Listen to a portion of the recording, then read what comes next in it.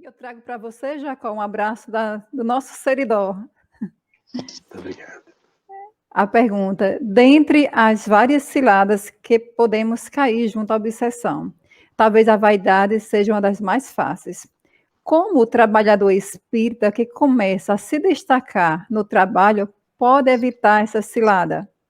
Principalmente no caso dos famosos. Olha, muito obrigado primeiro pelo abraço, né? Eu devolvo com muito carinho. Essa é uma pergunta muito importante, porque quando o bem se evidencia, o mal se agita. Todo trabalhador do bem será alvo de perseguições, porque basta o desejo do indivíduo fazer o bem, que as trevas se levantam para destruir inicialmente aquela plantinha nascente do bem.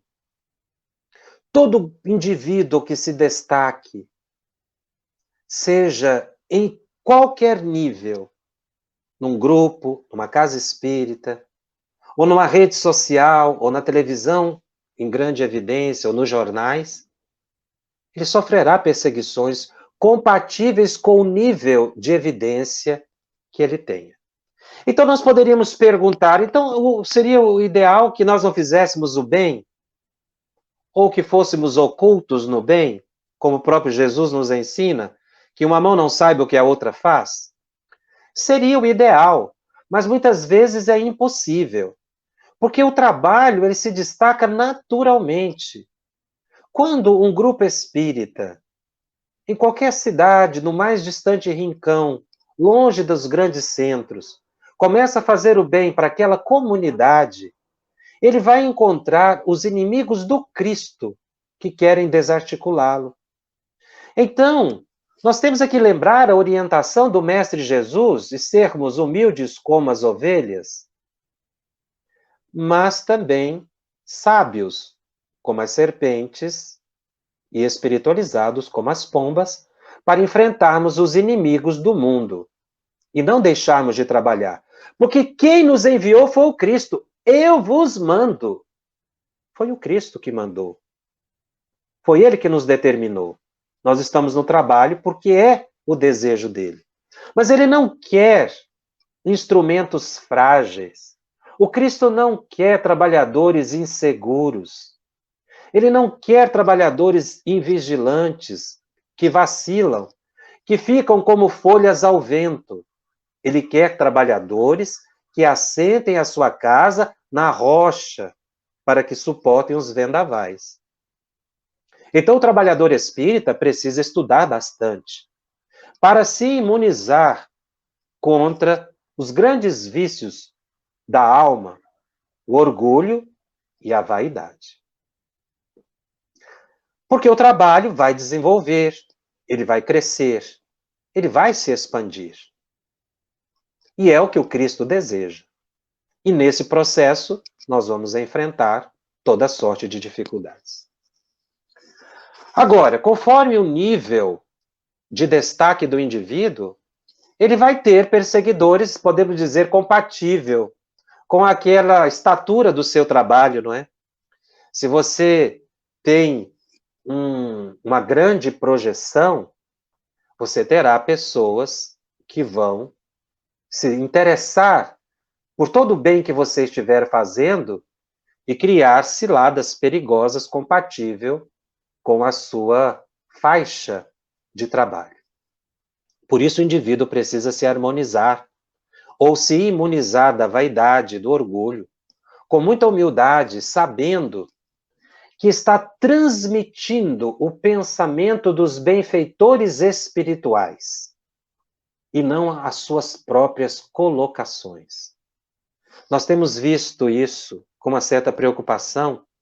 Muitas pessoas que começam a emitir, para falar do movimento espírita, opiniões próprias e não a opinião dos espíritos.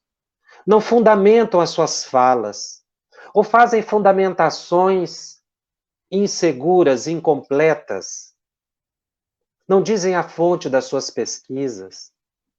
Então, o indivíduo, pouco a pouco, para buscar maior destaque, vai se deixando levar pela ilusão da vaidade e deixa de ser um intérprete do pensamento dos espíritos para levar as suas opiniões pessoais. Isso é uma cilada. Porque os obsessores podem fazer isso. Ver que a pessoa é muito promissora, vai fazendo com que ela cresça tanto, que chega um ponto que o espiritismo fica pequeno para ela e ela sai da doutrina espírita.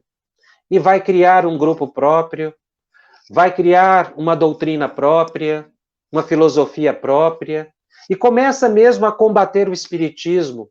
Ou então, se fica nos arraiais espíritas, começa a deturpar o pensamento de Allan Kardec, muitas vezes politizando-o, acreditando que assim faz grande vantagem, mas na verdade está reproduzindo interesses pessoais calcado em entidades obsessoras muito perigosas. Então, se o indivíduo ele é expositor espírita, ele deve se conscientizar que ele deve pesquisar nas obras espíritas e difundir o pensamento dos espíritos superiores. Porque a nossa experiência individual, por mais valorosa que seja, muitas vezes é insuficiente para responder aos grandes dramas humanos. Eu posso ter uma experiência profissional muito rica, eu posso ter uma vida muito rica, mas isso ainda será muito pequeno perante o Evangelho de Jesus. Então, eu sou expositor espírita ou eu sou um expositor que usa o espiritismo como plataforma de divulgação das minhas exposições? Essa é uma reflexão. Então, o orador espírita, da casa espírita ou das redes sociais, precisa se preocupar em mostrar a doutrina espírita, em difundir o pensamento do Cristo através da interpretação espírita, e não as suas interpretações pessoais. Porque mais valorosas que sejam, e nós respeitamos todo o crescimento individual que se possa ter, nós estamos hoje convidados a interpretar o pensamento de Allan Kardec, como Allan Kardec buscou interpretar o próprio pensamento do Cristo. E eu, por mais valoroso que seja, preciso me colocar humildemente na condição de intérprete. Assim eu me imunizo contra a vaidade, contra o orgulho, porque senão, daqui a pouco, eu não terei mais espaço na doutrina, porque eu quero tanto impor o meu pensamento que ele conflita com o pensamento dos espíritos. Esse assunto foi enfrentado por Chico Xavier há décadas passadas, quando ele nos concitou a orar muito pelos expositores espíritas de grande evidência. Orar a benefício deles, para que eles possam suportar o assédio que muitas vezes sofrem e não se perderem na vaidade, desviando a conduta do próprio trabalho. Nós vamos ver grandes pessoas que tiveram grande projeção na doutrina e que permaneceram fiéis até o final da vida. Chico Xavier poderia ter criado um movimento xavieriano, não é? Independente do espiritismo, porque ele se tornou uma referência, mas Cristo permaneceu fiel a Kardec até o fim. Chico permaneceu fiel a Kardec até o fim. Ivone Pereira foi a mesma coisa.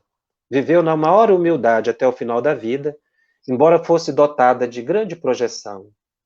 Nós podemos mencionar hoje, na atualidade, com todo respeito, nosso querido e dileto amigo Divaldo Pereira Franco, que também tem levado, nessas décadas todas, o pensamento de Jesus, de Allan Kardec, e muito fiel ao movimento espírita organizado, porque ele também poderia ter desviado. Mas certa vez, estávamos presentes e ouvimos uma palestra, quando ele disse, com todas as letras, que estaria profundamente vinculado à Federação Espírita Brasileira. Ele preferiria errar junto à FEB do que tentar acertar longe da FEB. É claro que quando ele disse isso, ele não estava dizendo da instituição humana ou dos dirigentes. Ele estava dizendo da instituição espiritual, que todas as federativas do Brasil representam, como engrenagens do grande comando de Ismael e de Dr. Bezerra de Menezes na Terra. A fala de Divaldo se vinculava a Bezerra de Menezes, a Ismael, os grandes coordenadores, que através das federativas do Brasil realizam um trabalho de cristianização do planeta. Então, todo aquele que se destaca, seja numa pequena tarefa, ou numa tarefa muito grande, merece nossas orações. E a eles, o convite, que voltem as suas atenções para as obras da codificação, para que sejam médiuns do Espírito de verdade, interpretando o pensamento de Jesus perante o povo.